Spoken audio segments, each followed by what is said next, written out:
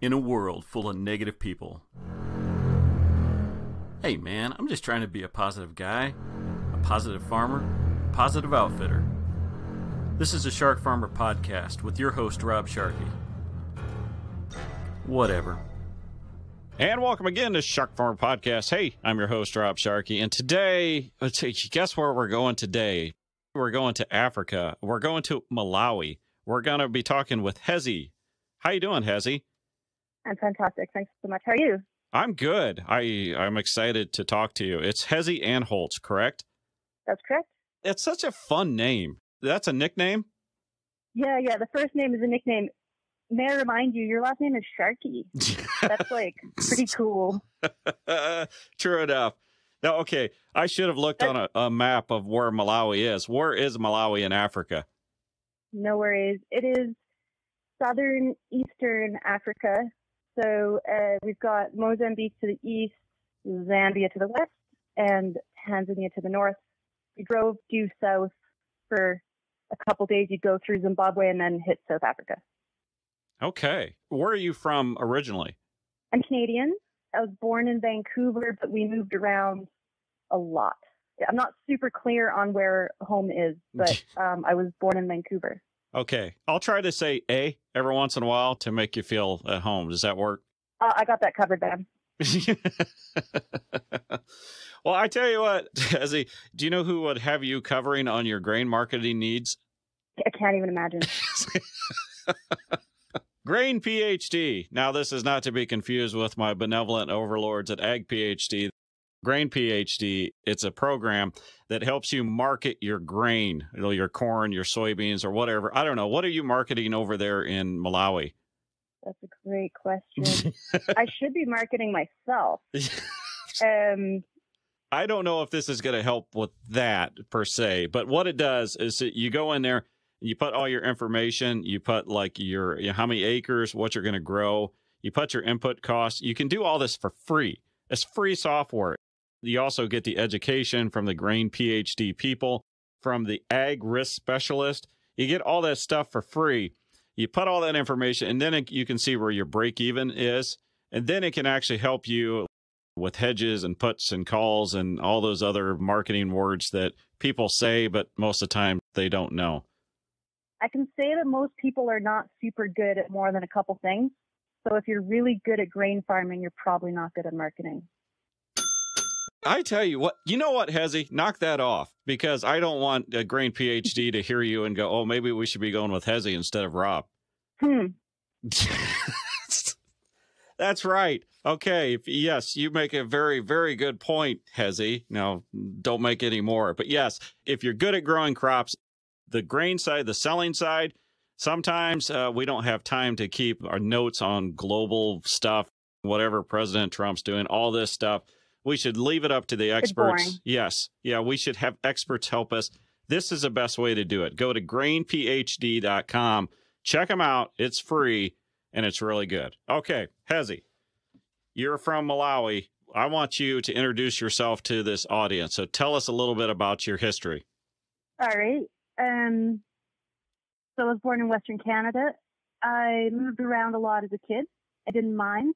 I didn't think about being a vet until, you know what? I think I probably thought about it a lot, actually, as a kid. But it's like a really common thing for kids to want to do. I was always a little didn't want to be like everyone else. So I kept that to myself.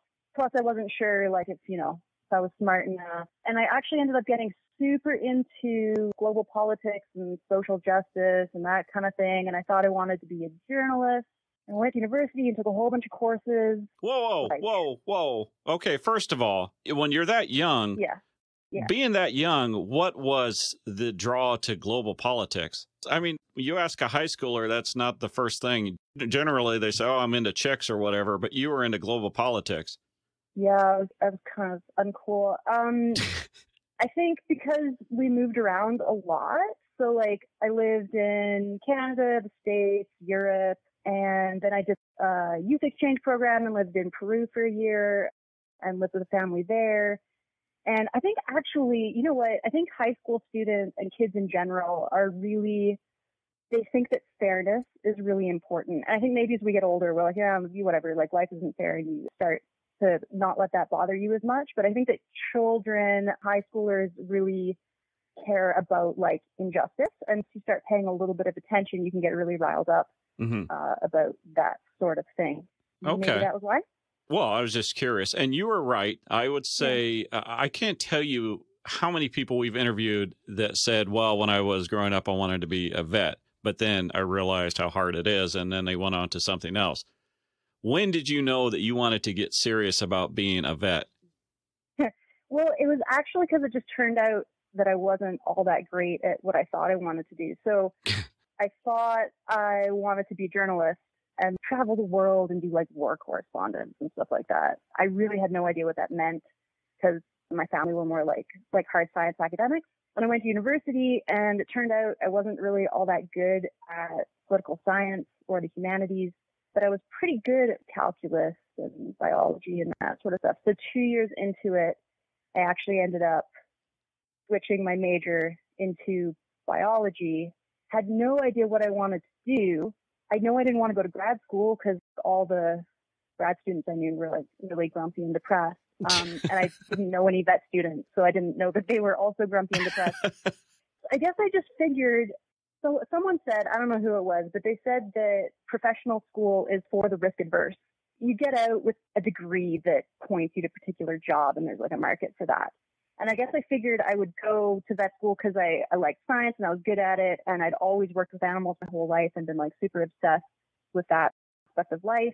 So I thought, okay, I'll go to vet school. I'll get the degree. I'll have a job, and then I will have a salary and then the freedom to think about how I turn that degree into what I want to do. So yeah, that's why I went. All right. First of all, where did you go to vet school? So I went to the Western College of Veterinary Medicine in Saskatoon, Saskatchewan. I know where that's at. Saskatoon is a wonderful town. I have had so much fun in Saskatoon. That's awesome. Yeah, I'm actually not lying. It's got a very cool downtown. But anyway, the obvious question is, how does someone go to a vet school in Saskatoon and end up in Malawi?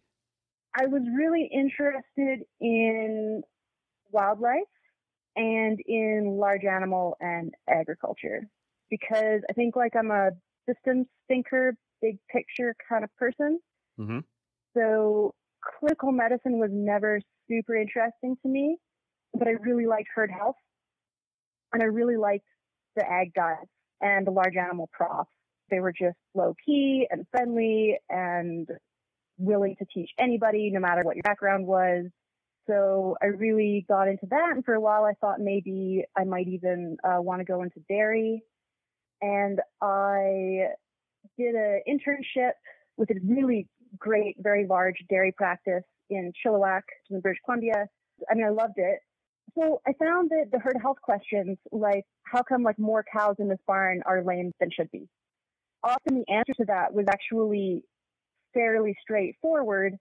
But of course, what's difficult is changing the system and working with people and finding those teachable moments and all that kind of thing. But what was actually a more interesting question to me was not how do we decrease lameness or decrease LDAs or something like that. But what was more interesting is like what effect is agriculture having on our watershed more generally? Even bigger picture, I guess. Herd health turned out to be not even big picture enough for me. And then I did talk to some wildlife people here and there. I did a 4-week rotation in my last year of vet school on ecosystems health, where they had us go out to Prince Edward Island and set up like disease outbreak investigations for us. They'd give you a scenario where there was a disease outbreak in shellfish, for example, and then you'd have to go and interview all these different groups of people to get the whole picture. You'd have to interview the agriculturists, the watershed board, the potato farmers, the environmentalists, the provincial government to understand what was contributing to this issue and like all the different aspects that needed to be considered in order to work towards a solution. And I really, really loved that course. And after that course, there was like no going back. That's what I wanted to do was environmental health work. Most veterinarians will take the kitty and file down the claws and call it a day. You seem to want to change the world. It's a problem. I'm working on it. Yeah. Does it come back to your upbringing? You talked about all the different countries that you lived in. Do you think that has a lot to do with where you're at and you're such a big picture type of person? I don't really think so, no. I have a younger sister who is a medical doctor. She's a family doctor. She lives in Victoria, BC, and she really likes clinical medicine, chatting to people in the community and doing clinical casework. I'm not into the same stuff that I am at all. So I don't know how I turned out like this. So we always ask people to give us 3 things that to people to know about them after listening to the interview. You are extremely intelligent in how you look at stuff, and it's fascinating. So can you kind of delve into what you're talking about as far as like the health of individuals compared to the health of like the entire planet? Sure. I'm a little bit pedantic. I'm trying to push a way of thinking through like social media and through mentoring students and that kind of thing that thinks about health, not just in terms of medicine, but in terms of like sort of a larger concept and what we call upstream thinking. I think a lot of us talk about health and disease, and we don't necessarily think about what the definition of health might be. So for me, a definition that works is that health is resilience to stressors. So how fast a system can bounce back after its equilibrium has been challenged. So that could be like an individual that got sick or experienced like a psychologically traumatic event. If you're really healthy, then you tend to bounce back from that. But if you're already experiencing problems, then that challenge is going to hit you harder. And that can also be applied to a population. So a healthy population is going to be more resilient to a disease outbreak or a period of overhunting or something like that. It can be applied to an ecosystem. So like an ecosystem will bounce back and reestablish equilibrium after like a natural disaster or, like a pollution event or something like that, if it's already healthy. And I think you can apply that concept of health to the entire planet. Or even like maybe you could apply it to an industry, like the health of economic health, like the health of the agricultural industry, for example. That's my definition of health. And then the other thing I want people to think about is that our health as individuals is very much connected to the health of the people around us, to the population that we live in, and then also really intricately connected to all the other species that exist in our shared environment and the health of that environment as well. So basically in addressing health challenges, whether it's on the individual level or the population level, we need to get away from this reductionist thinking, which is really easy to do in the sciences, and I think just as a human being in general, and try to understand these complex systems. And I think that can be a useful approach in lots of different contexts, whether you're talking about public health in a city or herd health on a farm or environmental health like for a country or a national park or a water system or whatever. Okay. Let me see if I'm following what you're saying. So yeah. if a community is healthy and in a healthy environment, that will maintain and promote more health. Is that anywhere close to what you were saying? Let me think about that. I was just proud that I know what pedantic mean. I know that because of Family Guy. That's sad. Because of Family Guy. It was on Family Guy. Show. Yes, it was an insult on Family Guy, but it's actually not an insult. Anyway, but yes, anyway. It is a bit of an insult, yes. Was my interpretation of what you said anywhere close to what you were trying to get across, or am I just dense? All right, I'll give you some examples. A woman who has breast cancer is more likely to survive the cancer if she has supportive relationships in her life. Okay. I can't cite you the study, but I know it's out there. Like the health of her community, her social relationships is going to impact something like her body's ability to deal with cancer and her body's ability to respond to chemotherapy. You can't think of a disease like cancer and your ability or your likelihood, I guess, of getting better from it without taking into account the environment that this person is living in. Mm-hmm. Okay, super obvious scenario. If you've got a lot of mercury poisoning or high levels of mercury in fish and your community relies on fishing, then you're probably going to have problems with mercury poisoning in the community, right? So community health is dependent on the environment. And if that community is already struggling with lack of access to education and employment opportunities and depression and alcoholism, then their ability to deal with mercury poisoning is going to be reduced. Gotcha. Do you see that you were talking about the herd element too. Do you see that in animal herds? Yeah. I mean, I guess you know that reducing stress in farm animals is going to improve their resistance to disease, right? Mm-hmm. So, like overstocking, for example, you might have more transmission of disease because animals are in closer quarters, but a big part of it is stress. For example, I'm not a beef vet, but when animals are like first mixed in a feedlot situation, you've got all these new animals coming together. It's super stressful. That's when they tend to develop pneumonia, am I right? I think so. Yeah, exactly. You know, I used to be a hog farmer too. And, you know, it was everything you wanted to do was to reduce the stress on them, because the more stress, the easier they got sick. Even like you talked about how much they had pigs per square foot. The smaller you went down on that, the more stress you're putting on them and the more likely that they were going to pick up diseases. Okay. Are you applying this to your practice in Malawi?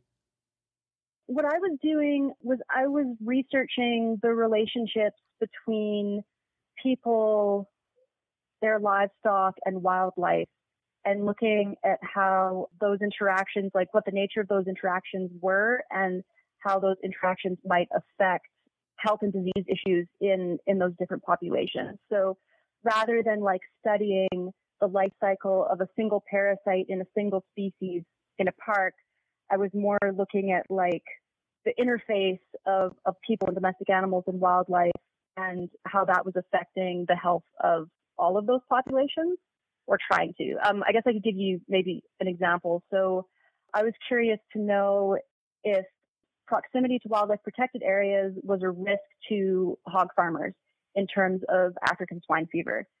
When doctors and vets and epidemiologists talk about the disease triad, I don't know if you've heard of that. It's like pathogen, host, environment. No. The pathogen is like the disease-causing organism.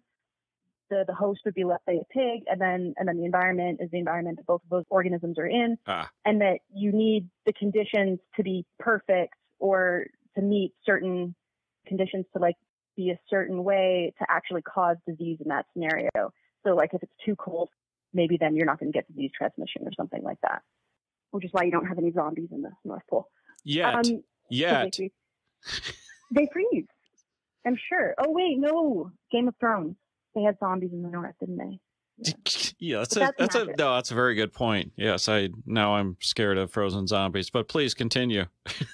So African swine fever, which hasn't made its way to North America yet, is really interesting on the continent of Africa in that the cycle between wild animals and pigs is different, like everywhere you look. Like everywhere in Africa someone's done a study, they've found different epidemiology. So environment appears to be really important. The vector for disease is Ornithodorus mubata, which is a type of soft tick. And in some cases, in some countries, it seems that they've got the ticks and they appear to maintain the disease in domestic pigs. They also have warthogs, but warthogs have nothing to do with transmission. In South Africa, it appears that outbreaks of ASF seem to follow where warthogs are, and so they are involved in transmission. I just wanted to know, like, what's the situation in Malawi, because you could have, for example, you could have warthogs and bush pigs that have ASF but never are transmitting it to pigs. My guess is that African swine fever here is transmitted like pig to pig by moving sick pigs around, and that wildlife have nothing to do with it. But we don't know. And so I was trying to learn more about whether or not domestic pigs are coming into contact with bush pigs and warthogs, whether or not there's something like if bush pig, domestic pig hybrids exist, whether or not they might be a vehicle for transmission, if the vector for disease, which is the soft tick, if it exists in the warthog burrows, if we can even find it in different areas, if we can find it in the pig colas, what the heck is going on there, basically. So you're actually trying to figure out African swine fever. I was trying to figure out if living close to areas with wildlife posed a risk to domestic pigs in terms of African swine fever. And I think that it probably doesn't, but there's a perception among farmers that it does, and that contributes to sort of negative feelings about wildlife. And so I wanted to start looking at whether or not we could figure out if there was a risk. That pushes me into something else that you were talking about. You're on social media. It's funny, I think, because of Cody Krillman, you and I started following each other on Instagram, and then I told Emily to go check you out, and then Emily's like, she needs to be on the podcast. This is amazing. So you're Thank you, Emily. You're welcome. You're on social media, and it's unbelievable, the pictures that you have. I mean, you're living over there in Malawi, and it's stuff that we aren't seeing. But what was your purpose for getting on social media? You know who inspired me to get on social media? It was totally Cody, because in school we were always told, like, you can't post pictures of dead animals or surgery or illness or anything on the internet because the animal rights people are going to go crazy and shut down the school, basically. Mm-hmm. And Cody went out there and basically just started posting in like a really honest and genuine way. Like, this is like ranch life. This is the beef industry. I'm not saying it's perfect, but you know, this is the work we do every day. And it was like totally gory. And he didn't get a ton of negative feedback. And I thought it was like quite courageous. And I also thought that all of the positive feedback he got was super interesting. Mm-hmm. And then also I started following like some accounts on Instagram, I guess sort of like secondary to that. And I felt like what I was doing and what I was interested in wasn't really being expressed on any other accounts, or not very many, that there might be a little bit of a niche for someone. Is trying to think about like health and disease and conservation in terms of like systems thinking. I'm kind of middle of the road in terms of a lot of my philosophy. So I'm not super pro animal rights, bunny hugger, vegan, but I'm also not super pro industry trophy hunting. Like, I do think that see issues on both sides. Mm-hmm. And I wanted to do something kind of similar to Cody, actually, which was just like, be like, all right, this is the work that we're doing. It's not perfect. Wild animals get sick. Sometimes it's people's fault. Sometimes it's nature. Sometimes whatever. But like, this is just kind of, this is conservation in like a science-based, evidence-based way, where I was appreciating that populations matter. And if you're not thinking about a population and an ecosystem, then what you're doing is probably not really conservation. But at the same time, that there is some intrinsic, maybe even like spiritual value to an individual, and that suffering on an individual level matters as well. And is there like some sort of like path that I can find that takes into account both sides of that? That's why I started the Instagram account, was to try and like push that idea on people who liked my pretty pictures. Are you sneaking that in there? Are you using the pictures of the lions and the monkeys, and then you put your philosophy, you just ram it down their throats? Yeah, totally. And I was hoping, the other thing is, I was trying to get people from both sides of that conversation, which can be very polar sometimes, mm-hmm. like onto the same platform.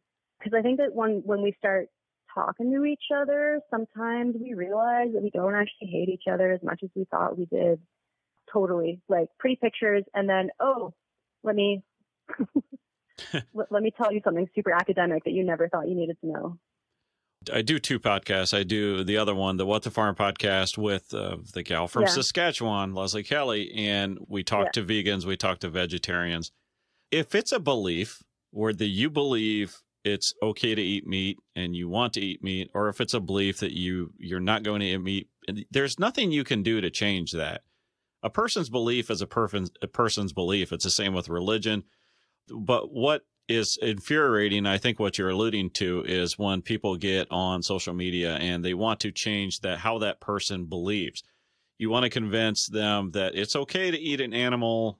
It's their destiny to die. Well, if a person doesn't believe that, I don't know why you waste your time. Why can't you talk about baseball or Saskatoon or something? I think though that sometimes we actually can have those conversations as long as you're really like respectful and supportive of a person's belief. Mm-hmm. And I think people do change their minds, but that, maybe our primary objective shouldn't be to like change someone else's mind. So like, I do think that in a lot of industries, we spend so much time thinking about how we want the animal rights people to just shut up or see things our way. And instead, maybe we could just focus on like doing our jobs better rather than like focusing on how we want someone else to be different. I think that's the same like in vet med and in human medicine too, where like doctors aren't, both animal doctors and human doctors are complaining about how people don't like respect their medical training and they don't want to, they don't want to vaccinate or whatever it is. And it's all the fault of like the naturopaths. And it's like, instead of focusing on the naturopaths and what they're doing, if we just maybe did our job better, like took some communication courses and like worked, on our bedside manner and worked at promoting like reasons for vaccination and just like working on our industry, that maybe people would listen to us a little better. You've got an Instagram, you're on social media there in Malawi, where you're reaching the States, Canada, you're reaching all over the world. I mean, are you known locally? Does Malawi have a lot of internet access and people on social media? It depends where I am. In the city, actually, yeah. I mean, everyone kind of knows each other in the city anyway. Malawi has like a very like social like community culture, and we all talk to each other a lot and know each other. And a lot of people, I think, do follow my Instagram. In the village, when people can't necessarily afford the data to be using something with like a lot of images like Instagram or Facebook, then obviously people don't know me because of like an internet presence, which my internet presence is not that big anyway. But I do like, people definitely like know me in the areas that I've worked, just because, I bomb around on my little red motorbike and like talk to people. I think though that I learn way, way more from like those farmers or community leaders that I have worked with or just socialized with in those areas than they learned from me. I really enjoyed working with farmers, whether it's subsistence farming, super small scale, like almost no technology, basically a hoe, like no irrigation, working with people like that who have a huge amount of knowledge about plants in the area and animals and the diseases that come through and the pattern of diseases coming through, whether, they don't necessarily use the medical or Latin terms that I learned, but they can describe what's going on. And through conversations, you learn a heck of a lot about what's going on at like the village level. And then also hanging out with farmers that are, like big landowners that are doing what we'd call like modern industrial agriculture in an African environment. I've learned a lot from those people as well. Okay, take us through exactly what you do. I mean, you're a veterinarian over there. I mean, what's your day-to-day like? I have no idea what I do. Does somebody? I have no idea what I do. There's no day-to-day. I was, up until recently, managing a research program It was a whole program that did passive disease surveillance and also active disease surveillance, and then a little bit of wildlife health response. And we had a few different research projects on, parasitology, African swine fever, a few different things like that. And I had a lot of international students who came in to learn about One Health concepts. So One Health is that buzzword that basically means like the health of all living things is interconnected in some way because we all live in this common ecosystem. So international students would come and work on the research projects to learn about those concepts. And then also Malawian students would come and work on research projects that would count towards their vet degrees. So I worked on that project for 2 years and just recently left, but day to day would have been like 30% sort of data management, lit review, that kind of thing on a laptop, 30% like walking through the bush, checking camera traps, going to farms, surveying farmers, looking for disease vectors, following monkeys around, picking up their crap, to do parasitology studies. Do they throw it at you? All sorts of stuff. So some primates throw their poops at you. I've never seen a baboon or a vervet do it. So in Malawi, we have vervets, baboons, yellow baboons, and blue monkeys. I've never seen any of them do that. I have worked with chimpanzees, and yeah. Those damn chimps. 100%. And they have much better aim than they say they do in the literature. Would it be fair to say that you're almost more of a researcher than what we would think of like a dog and cat vet? Yeah, probably. So I graduated in 2013. So I've been out for 6 years now. And 6 years is generally the point at which you're supposed to be experienced in what you're doing. But it has been such a road to get to where I am. So I started at a chimpanzee sanctuary in Nigeria, and then I came back and did 2 years of small animal medicine so that I had like that clinical experience under my belt. And then I did a zoo internship and learned a lot about wildlife disease and necropsy, which is like autopsy on animals, and more about herd health. Then I came out here and started managing this research program and took some courses in wildlife capture, which is it's sort of a combination of anesthesia and clinical medicine, but in a really open environment that's like not very controlled, right? Because you're out in the bush, not in an enclosure in a zoo, for example, where you're darting. It's a different scenario. So there's like a lot to learn in that environment as well. So even though I'm like 6 years in, I'm still incredibly early career because the skills that I'm working on, like I'm working on getting better at study design and data analysis and GIS, game capture and wildlife anesthesia and wildlife translocation. And like, so there's like a lot of different skills that can go into doing this kind of work. And it takes a long time to develop any of them. I'm just starting out and I'm not really considered an expert in anything at all at this point. Okay. There's going to be younger people that see what you're doing and are going, that's what I want to do. I want to go and tag a lion and then put it up on Instagram and then swim on the beach. And you're living a life that a lot of people are going to look at and go, wow, that is it. That's what I want to do. I want to explore and expand and travel in this. Obviously, by listening to you, there's a lot more that goes into it. It's not all fun and games. What advice do you give a younger person that looks at you and wants to do what you're doing? I think almost everyone wants a super rewarding career where it's exciting and romantic and different every day and you're constantly challenging yourself. I think almost everyone wants that to some extent. And I think when trying to decide what you want to do, it's not as useful to think about what you want to do in terms of what you want. It's more useful to think about in what ways are you willing to suffer. For example, if you're in advertising, then I imagine the way you're suffering is super long hours, indoors all the time, high stress environment. But the good things about that would be like high pay, living in the city. So for me, I would never want a desk job because I'm not willing to suffer in that way, which is sitting down all the time, being in front of a computer, being inside. The ways that I'm willing to suffer, I'm willing to, okay, I don't have income security. I don't make very much money. I don't have job security. I live in a climate, basically collect tropical diseases as a hobby. Get sick a lot. So do I. You're constantly in the hospital. You don't see your family that much. You don't put down roots anywhere. You're in physically difficult conditions. So those are the ways in which I'm willing to suffer. And I'm perfectly happy to do it, and I don't regret my choices. But that's the thing, right? If it's really important to you to have like job and income security, or it's really important to you like be able to see your family 4, 5, 6 times a year, then this career is just like not for you.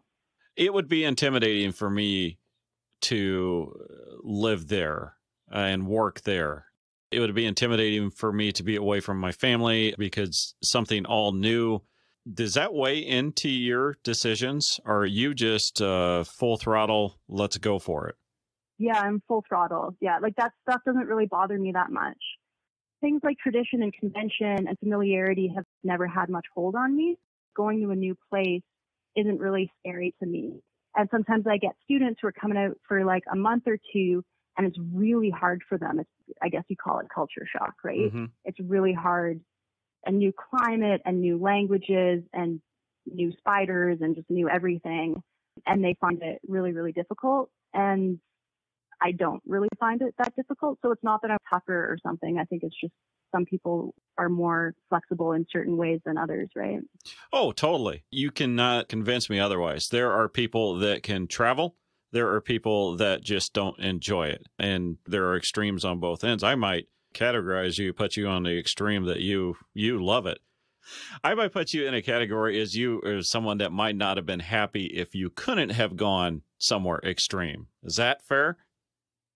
Could be. Could yeah. be. Yeah, totally. I don't think I ever really thought to myself, I need to go to Africa.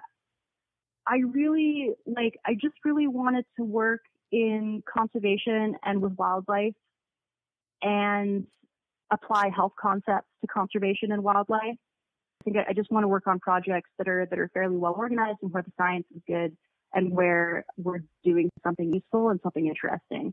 And to me, like, it's the quality of the work that is most important, and the location isn't as important. So like, I wouldn't move. I mean, I'm not going to move somewhere where there's a civil war. Like, I do have like some qualifications that I look for, but generally speaking, like when I look at job opportunities, I'm basically looking globally. Like I would go anywhere. I would go to the Yukon. I would go to Mongolia. I would go to Ghana. Like just anywhere where I think that the project is really, really awesome. The science is good, and we might have some chance to have some kind of impact. That's what I look for. Malawi is a English-speaking country, correct?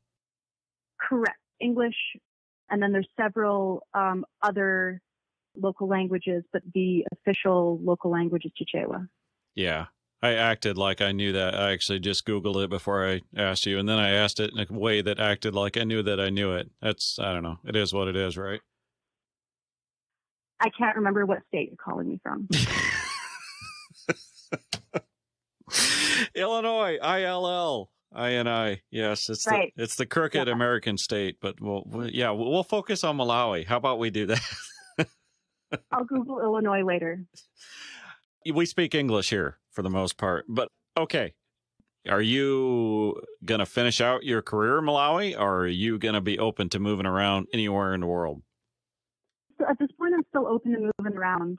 And I think the next 5 years are probably going to put me in a certain direction, and it'll probably just be opportunity based. An opportunity will come up, and I might end up getting the job or whatever, and then that's going to kind of determine what direction I go in. I'm really interested in research and conservation. I'm also really interested in science communication. I like working in animal rescue, wildlife conservation, that kind of stuff as well. I really, really enjoy it, but I also need like some sort of big picture aspect to it in order to like sort of satisfy the more like academic side of my brain. Yeah. yeah, right now I'm working on a few different things. I'm supervising some student projects. I'm doing a little bit of private work here and there. Last year, I went to India for 3 months and co-hosted like a mini documentary series on human wildlife coexistence. So depending on how successful that is, I might actually go like more into the science communication aspect of consultation medicine. I don't know. Yeah, stay away from communication. Trust me. There's nothing good that ever comes out of it. No. I feel like you're being sarcastic because I think I don't know. It seems like you've been quite successful. Or is that just your social media persona? All right. You're over there with the African wildlife, right? All right. So for us over here in the States and Canada and all this, give us what we want. Give us a really cool story about something with you and some wildlife, like you, I don't know, wrestling a lion down to the ground. You betcha. No problem. All right. I was doing game capture in a small wildlife reserve with a Zimbabwean farmer he was actually leading the game capture. And he's let me come along with him on lots of different occasions, basically just because he's an awesome dude. And I learned a lot of like bush skills from him. And so we were doing game capture in this park, and I got a call from a friend of mine. And he was like in a panic, and he was in just the town, like right next to the reserve. And he's like, "You have to come here. I'm outside the courthouse. There's this huge animal here. It's from the park. I know it's from the park." And I'm like, "Slow down. Like, what's going on?" Like, I don't panic. It's not what we do. I've like worked emergency before. So like when people call me in a panic, I'm like, calm down. I'm sure it's not that big a deal. So he's trying to tell me like, there's this huge animal and we need to come and get it. And I'm like, well, what kind of huge, like a lion? Does it look like a dog? Does it look like a deer? Like what? He's just like, I don't know. It's just really, really big. It's really big. It has horns. It's really big. Like, okay. So me and Bruce and his family, that we were all on this game capture together. We get his kit together and we pile it into the truck and we drive out to Salima, which is about 30 minutes away. And there is in the middle of town behind the courthouse a kudu. And a kudu is a type of antelope. Mm-hmm. They weigh about 250 kilos. So what is that? 600 pounds? Sure. And they have like huge spiral horns. So it was a bull kudu. I have no idea how it got into the middle of the town. I don't think it was from our park because we knew how many bull kudus we had, and that didn't seem to be one of them. But it got chased like in the middle of town, and people in the town, I mean, they've never seen one before. They don't know what it is. They can tell it's probably edible. And there's also unemployment is a really big problem. So there's often just like a lot of drunk men hanging around in the middle of the day. Mm-hmm. I don't know if you've noticed, but all over the world, like drunk men are like never a good thing. It's generally not. No. In emergency situations. No, they're always a pain. They have ideas. I know that's for sure. They have ideas, yeah. So there was this huge crowd forming around this animal. If someone was going to get hurt, a lot of people had rocks and were thinking about stoning the animal. The police hadn't shown up yet. And this friend of mine had managed somehow to convince these guys to sort of back off and give the animal space. But like he was about to get like completely trampled. Like there were hundreds and hundreds of people, and like a quarter of them, I think, were drunk. So parked truck like in between the crowd and the animal, and got the drugs ready, and Bruce started the kudu. And so when you're darting these big antelope, you're using a combination of a really ultra potent opioid called a torphine.